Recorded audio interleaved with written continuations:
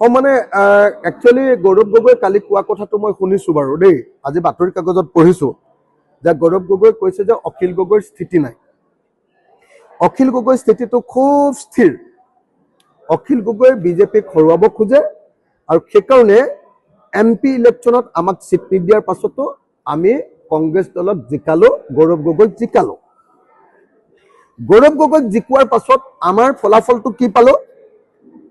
আমি ফলাফলটো পালোঁ যে 5খন বিধানসভাৰ উপ নিৰ্বাচনত গৌৰৱ গগৈয়ে ৰাইজৰ দল আৰু অসম জাতীয় পৰিষদ আৰু অন্যান্য বিৰোধী দলবিলাকক নিদিব লাগে বুলি তেওঁ মানে হাতে মূৰে কাঢ়িবলৈ আৰম্ভ কৰিলে।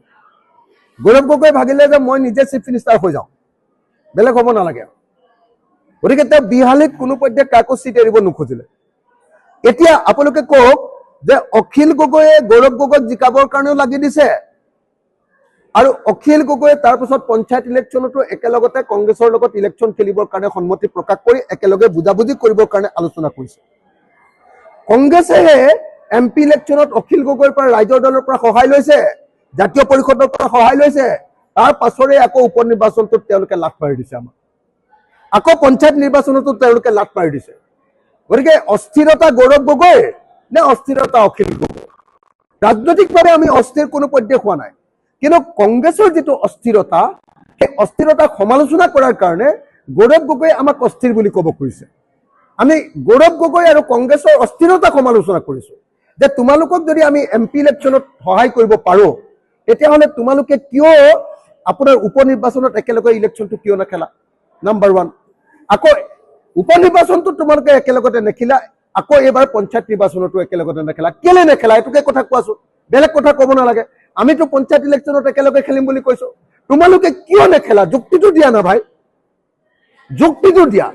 আমি জনামতে পঞ্চায়ত নিৰ্বাচন বিজেপি কংগ্ৰেছে এইকাৰণে একেলগতে নুখেলে যে পঞ্চায়ত নিৰ্বাচনত যদি ৰাইজৰ দলৰ স্থিতি ভাল হয়, তেতিয়াহ'লে ৰাইজৰ দলক বেছি আসন এৰি দিব লাগিব আগন্তুক বিধানসভা নিৰ্বাচনত। যদি এইটোৱে যুক্তি হয়, তাৰমানে বিজেপি কংগ্ৰেছ দলৰ শত্ৰু নহয়। কংগ্ৰেছ দলৰ শত্ৰু হ'ল ৰাইজৰ দল, কংগ্ৰেছ দলৰ শত্ৰু হ'ল অসম জাতীয় পৰিষদ, কংগ্ৰেছ দলৰ শত্ৰু হ'ল বামপন্থী দলবিলাক, যিবিলাকে তেওঁলোকৰ লগত একেলগে খেলিব খোজে। তেওঁলোকক বেছি আসন এৰি দিব লাগে বুলি তেওঁলোকে আগৰ পৰা আমাক চিপৰাং মাৰে। গতিকে তেওঁলোকৰ আদৰ্শগতভাৱে বিজেপিক বিৰোধিতা নকৰে। গতিকে আমি স্পষ্ট ভাষাত কৈ দিছোঁ যে গৌৰৱ গগৈ কোৱাৰ দৰে অখিল গগৈ অস্থিৰ নহয়, বৰং কংগ্ৰেছ দল অস্থিৰ, গৌৰৱ গগৈ অস্থিৰ, ভূপেন বৰা অস্থিৰ। তেওঁলোকে আমাক MP ইলেকশ্যনত আমাৰ সহায় লাগে, কিন্তু তেওঁলোকে উপ নিৰ্বাচনত আমাক সহায় দিব নোখোজে। আকৌ উপ নিৰ্বাচনত তেওঁলোকে আমাৰ পৰা আঁতৰি যায়। আকৌ যেতিয়া আমি ক'লো যে নহয় পঞ্চায়ত ইলেকশ্যনত একেলগে খেলোঁ, তেওঁলোকে যে কয় যে পঞ্চায়ত ইলেকশ্যনত একেলগে নেখেলোঁ, বিধানসভা ইলেকশ্যনতহে একেলগে খেলিম। আৰে তোমালোকৰে অস্থিৰতা, তোমালোকে পঞ্চায়ত ইলেকশ্যনত একেলগে নেখেলা। কেলে নেখেলা? চিটবিলাক বিক্ৰী কৰিবৰ কাৰণে নহয় জানো? চিটবিলাক বিক্ৰী কৰি সংখ্যালঘু চিট, মুছলমান চিটবিলাক বিক্ৰী কৰি টকা পায়, আৰু টকা পাই কাৰণে আমি যদি একেলগতে খেলোঁ আমাক কেইটামান চিট দিব লাগিব কাৰণে টকাটো কমিব। সেইকাৰণে কংগ্ৰেছে আমাৰ লগত বুজাবুজি নকৰে। কি কৰোঁ কওক এতিয়া? আমি অস্থিৰ নে গৌৰৱ গগৈ অস্থিৰ? আমি অস্থিৰ নে কংগ্ৰেছ অস্থিৰ? আমি অস্থিৰ নে ভূপেন বৰা অস্থিৰ? আপোনালোকে নিজে লক্ষ্য কৰক।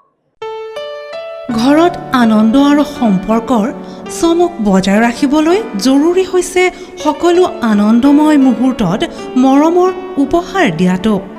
সেইবাবে মধুশ্ৰী জুৱেলাৰ্ছে আনিছে সকলো ৰঙীন ক্ষণৰ বাবে বিশেষ গহনা। হীৰাৰে হওক, সোণৰে হওক বা ৰূপৰে হওক, শ্ৰেষ্ঠ ডিজাইনছ আৰু হলমাৰ্কযুক্ত গহনাই ৰাখে সম্পৰ্কক নিখুঁত।